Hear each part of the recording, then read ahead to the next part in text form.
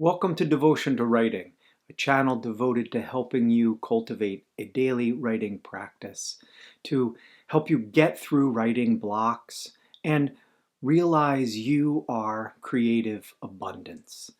My approach is to help you get through the doubts and the fears that you have about writing, any reticence you have about coming to the page and expressing yourself in words, language, stories. And one thing I wanted to focus on today is that your approach to writing can make all the difference. That is, how you come to the page with this kind of openness or a want or a need. The difference between I want to write, which seems to always have writing at a distance from us. I want to do this. And I am writing. There's a big difference in this approach. And so I want to talk a little bit about that, the approach to writing, to when we are in the discovery of writing, when we are open to the process of writing, when we start to cultivate this daily enjoyment, that the more that you come to write and you find that it was a pleasurable experience, that it was a good experience, that you had fun, that it was exciting, the more likely you are to return to want to or to capture that experience. That is, you are having a daily reward, a daily positive experience where you leave feeling open, feeling creative, happy, joyous. The more likely you are to return to that page and to do some writing on a daily basis.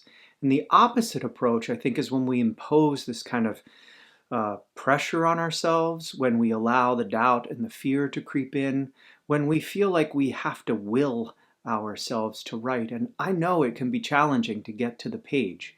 That is why I do these videos, because I think the number one thing that stops us, the most difficult thing about writing and what stops us, in addition to the doubt and the fear, is just the challenge of getting ourselves seated and at the page and beginning. Once we are beginning, once you begin and you kind of can start to ignore the voices that are telling you you can't or you shouldn't or you're not good enough or whatever it is for you, you can, once you find yourself at the page writing, then things flow. And that experience of the flow of writing repeated daily is what really builds your practice, builds your confidence, and allows you to sustain yourself as a writer. So, but this idea, this approach of imposing something, this will, that you conceive of yourself as an author, as a writer, that's what I would really want to address this, because I think we have in our heads this notion of what it means to be a writer, what it means to be an author, and we might have a pretty solidly imagined or created fiction in our heads of what that means and who that is. And this is not you. It's not you at all. Your real self, what you really are, the creator that you really are, cannot be defined, cannot be described in language. You write with all of you from a vastness that you are. But when we get frozen or we get blocked, it's often that we're writing from this limited, with this limited or as this limited definition of ourselves as a writer or ourselves as an author. That we think that we are only permitted to say certain things, that we have to act a certain way, that we have to be doing it a certain way, writing in a certain way. And then this is really just, I think, working from such a limited base, which isn't true. It's just something that we've constructed. Our writing blocks occur, I think, frequently when we see ourselves as who can speak and who can't speak on whatever subject we're writing about.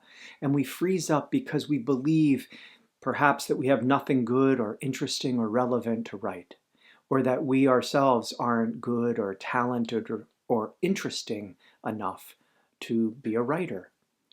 we have literally then damned ourselves with these expectations, with this definition of who a writer is, of who we must be in order to be a writer, and then who we are in relationship to that ideal writer that we've created, invented, and we imagine that we now can't write because we can't live up to this imagined self that we've invented, this fiction that we've created. It's amazing. It's such a straitjacket that we've bound ourselves in. If you want to write, and you write a little bit, perhaps, and then sooner or later, mostly sooner, that ideal writer appears in you, in your mind, this thing that you've invented out of nothing. All it does is stunt us and damn us. So, stop that comparison. As the old adage goes, comparison is the killer of joy, something like that. But you can approach writing, and you should, without comparison, but with this kind of emptiness. You are so vast and limitless. You bring such fresh awareness to the page. Every time you come to the page and you write something, you are capturing the very moment of your sitting at the page. You're capturing that very moment, the sensations that are coursing through you, the ideas, the energy, the weather, the memories. This very moment when you are at the page is the culmination of the entire universe, all of time, and your personal history. This culmination at this very moment, this intersection of all time and space in you, a localized awareness in one moment. And you get to say what is for you, what is now, what your story is now, what is flowing through you, what is unspooling from your heart, and what is breathing in you, and what are you passionate about. Do you know how vast you are? I think if we realize this at all times, that invented writer that we've described would feel infinitely small to us and so limited. We'd never, ever choose to write as that character when we could write as the vastness that we actually are. So today, I want you to write. I want you to write right now. You can pause this video and do it, but I want you to do a couple of things today in your writing. And the first is, I would like you to describe on the page your internal writer, this idealized writer. What do they look like? What does this false idol that you've built act like? What do they demand in order to write, in order to take you seriously? And then, do that first, and then I want you to write how you live up to or don't live up to this invented ideal that you've created. Okay? So first, describing that writer that you have created, this ideal of what a writer is, and then how you live or don't live up to that ideal. And finally, the last thing is I want you to write a goodbye letter, a farewell letter to that fabrication that doesn't serve you. You are to remember that you are beyond definition. You possess everything you need to write already. You know everything you need to know in order to write. You have all the talent that you need to have in order to write.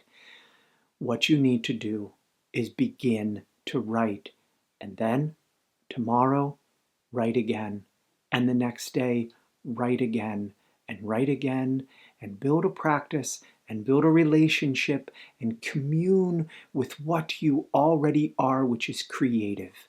You are already perfect. You are already gifted. You are already intelligent. Right from here. Right from here.